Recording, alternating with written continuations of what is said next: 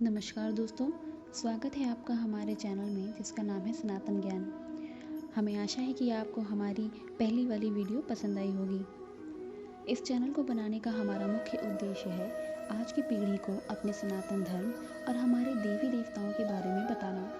हमारे धर्म और देवी देवताओं के बारे में ऐसी कई जानकारियाँ हैं जो शायद बहुत लोग नहीं जानते हैं।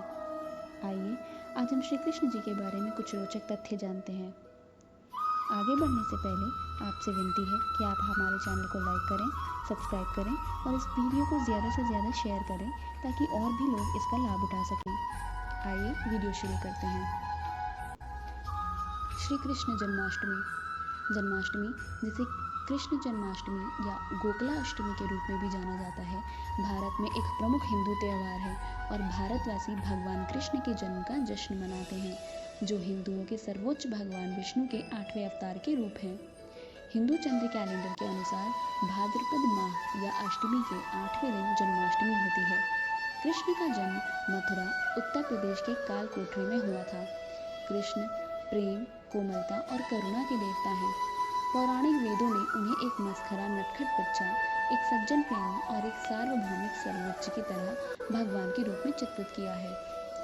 भगवान कृष्ण के जीवन की कथा और कहानियों को कृष्ण लीला कहा जाता है। कथा के अनुसार कृष्ण का जन्म मथुरा के यादव वंश में रानी देवकी और उनके पति राजा वासुदेव के घर हुआ था, परंतु उनका लालन पालन माता यशोदा और नंद बाबा ने किया था। श्री कृष्ण माखन क्यों चुराते थे?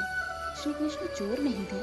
जिस तरह मोमबत्ती की लौ से सूर्य को रोशनी की जरूरत नहीं होती, उसी तरह श्री कृष्ण को कभी किसी से किसी चीज की जरूरत नहीं थी। उनके बचपन के कुछ दोस्त गरीब थे। जैसे ही कृष्ण और उनके दोस्त खेलने के लिए बाहर जाते थे, तब उनके दोस्त शिकायत करते थे कि वे भूखे हैं। इसलिए कृष्ण अलग अलग गोपियों के घर जाते, माखन चुराते और अपने दोस्तों को अर्पित करते थे। वो इसे अपने लिए नहीं करते थे।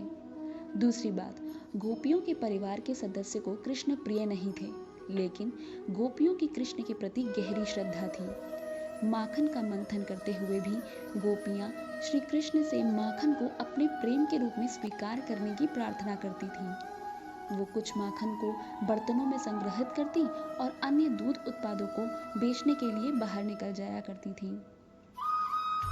माखन चुराकर न केवल कृष्ण ने गोपियों की प्रार्थना का जवाब दिया, बल्कि उनके दिलों को भी चुरा लिया। यही कारण है कि उन्हें चित चोर यानी दिलों को चुराने वाले के रूप में भी जाना जाता था। अलग अलग घरों से माखन चुराने के दिव्य खेल में खुद को उलझाकर भगवान कृष्ण ने एक तीर से 3 पक्षियों को मारा। कृष्ण ने अपने गरीब दोस्तों की भूख को शांत करने के अलावा गोपियों की प्रार्थनाओं का जवाब दिया और माखन को मथुरा में कंस के पास जाने से भी रोका। श्री कृष्ण जी का रंग नीला नहीं था। कृष्ण की त्वचा का रंग गहरा था, नीला नहीं था। अपने नाम से उत्पन्न व्युत्पन्न कृष्ण का अर्थ था सभी को आकर्षक करने वाला। यद्यपि शास्त्रों और प्राचीन चित्रों में कृष्ण को नीले रंग के रूप में चित्रित किया गया है। भगवान कृष्ण का रंग गहरा था, हालांकि उनकी चुंबकीय आभा के कारण जो नीले रंग की थी, उन्हें नीला चित्रित किया गया था और नीले रंग की त्वचा के साथ एक देवता के रूप में उल्लेख किया गया था। राधा रानी का नाम भागवत पुराण में क्यों कहीं नहीं है? ऐसा बहुत लोग कहते हैं कि राधा रानी का नाम तो भागवत पुराण में कहीं है ही नहीं, लेकिन वो इसके पीछे का कारण नहीं जानते। ऐसा इसलिए है क्योंकि महर्षि वेद व्यास राधा रानी के इतने बड़े भक्त थे कि राधा नाम लेते ही वो समाधि में चले जाते थे। इसलिए उन्होंने विचार किया कि अगर वो राधा नाम ले लेंगे तो श्रीमद् भागवत पुराण कभी लिख ही नहीं पाएंगे। यही वजह है कि राधा रानी का नाम भागवत और गीता में कहीं नहीं मिलेगा। राधा रानी और श्री कृष्ण तो शरीर और आत्मा है। श्री कृष्ण शरीर हैं तो राधा रानी उनकी आत्मा। राधा नाम का क्या अर्थ है? राधा शब्द आराधना शब्द से आया है, जिसका अर्थ है सर्वोच्च पूजा। शब्द रा शब्द पराभक्ति से आया है, जिसका अर्थ है ईश्वर या महाभाव के लिए सर्वोच्च प्रेम। यह महाभाव हलादिनी शक्ति और राधा रानी से निकला है, जो हलादिनी शक्ति का अवतार है। रुक्मिणी देवी और शेष 16,107 रानियां और वृंदावन की अन्य सभी गोपियां राधा रानी के ही अन्य रूप हैं। श्री कृष्ण का शंख धर्म की विजय का प्रतीक था। कृष्ण का शंख धर्म की जीत का संकेत देता था।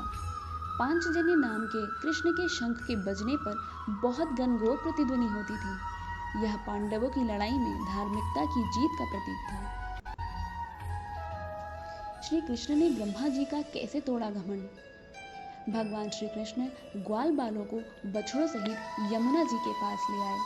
दिन अधिक चढ़ जाने के कारण सभी को भूख लगी थी। बछड़ों ने यमुना जी का पानी पिया। ग्वाल बाल भगवान के साथ भोजन करने लगे। यह देखकर ब्रह्मा जी को लगा कि ये भगवान नहीं हो सकते। अगर ये भगवान होते तो ऐसे सभी का जूठा नहीं खाते। उसी समय उनके बछड़े हरी हरी घास के लालच में बड़ी दूर निकल गए। ब्रह्मा जी ने सोचा भगवान श्री कृष्ण की कोई और लीला भी देखनी चाहिए। ऐसा सोचकर ब्रह्मा जी पहले तो बछड़ों को ब्रह्मलोक में ले आए। फिर जब भगवान बछड़ों को ढूंढने चले गए तब ब्रह्मा जी ग्वाल वालों को भी ब्रह्मलोक ले आए। श्री कृष्ण जब वापस यमुना के तट पर आए तो ग्वाल बालों को वहां नहीं पाया।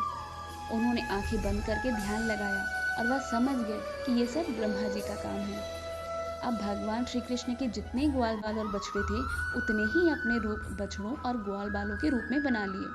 सर्व आत्मा भगवान स्वयं ही बछड़े बन गए और स्वयं ही ग्वाल बाल। जब ब्रह्मा जी ने देखा कि भगवान पहले की ही भांति ग्वाल बालों के साथ क्रीड़ा कर रहे हैं तो वो आश्चर्यचकित रह गए। ब्रह्मा जी ने आंखें बंद की और देखा वे सब ग्वाल बाल और बछड़े और कोई नहीं स्वयं श्री कृष्ण ही हैं।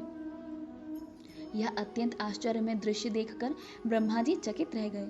उनकी 11 इंद्रियां शुद्ध और स्तब्ध रह गईं।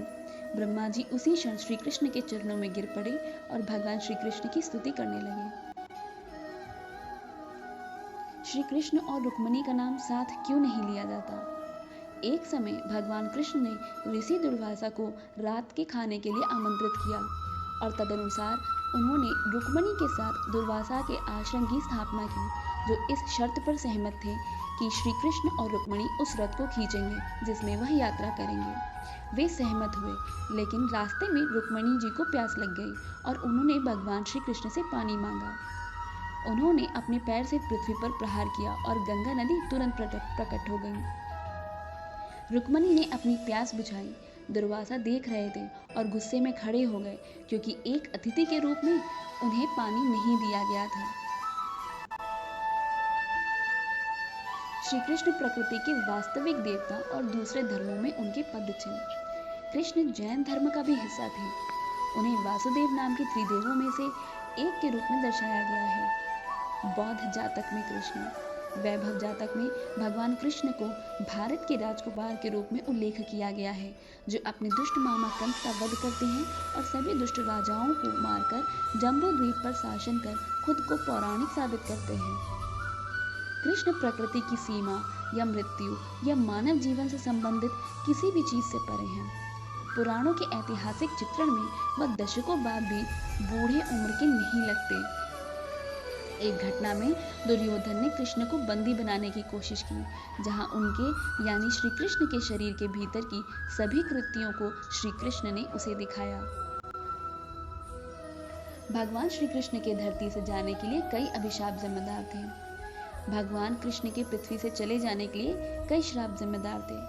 पहला श्राप, कुरुक्षेत्र युद्ध में गांधारी के सभी 100 पुत्रों को पांडवों ने कृष्ण जी की सहायता से मृत्यु कर दिया था। जब कृष्ण ने अपनी संवेदना देने के लिए दौरा किया तो दुखी गांधारी ने उन्हें श्राप दिया कि उनका कुल भी इसी तरह आपस में एक दूसरे को मार के खत्म हो जाएगा। दूसरा श्राप, ऋषि दुर्वासा ने श्री कृष्ण को श्राप दिया था कि क्योंकि उन्होंने ऋषि के चरणों में खीर नहीं लगाई है, इसलिए उनके पैरों में तीर लगेगा, जो उनके धरती से जाने का माध्यम बनेगा, जिसके परिणाम स्वरूप उनका तीसरा श्राप फलित हुआ। तीसरा श्राप, भगवान कृष्ण के पैर में गलती से एक शिकारी जरा ने उन्हें तीर मार दिया था। अपनी गलती का पता चलने पर शिकारी ने क्षमा मांगी। हालांकि कृष्ण ने खुलासा किया कि वह त्रेता युग में खुद राम बनकर आए थे और धर्म की रक्षा के लिए उन्होंने बाली को पीछे से मार दिया था और उसी के परिणाम के रूप में उसे ही श्री कृष्ण को तीर मारना था, ताकि वो वापस अपने वैकुंठ लोक जा पाए। यह वीडियो यहीं समाप्त होती है। आगे और भी ऐसी सनातन धर्म से संबंधित जानकारी के लिए हमारे साथ जुड़े रहें। इस वीडियो के अंत में हम बस यही बताना चाहेंगे कि श्री कृष्ण जी की ऐसी बहुत सी कथाएं हैं जो बहुत लोगों ने नहीं सुनी होगी। हम इस वीडियो का शेष भाग जल्द ही लाएंगे। तब तक के लिए हमारे साथ जुड़े रहें, हमारी वीडियो को लाइक करें, सब्सक्राइब करें और ज़्यादा से ज़्यादा लोगों के साथ शेयर करें।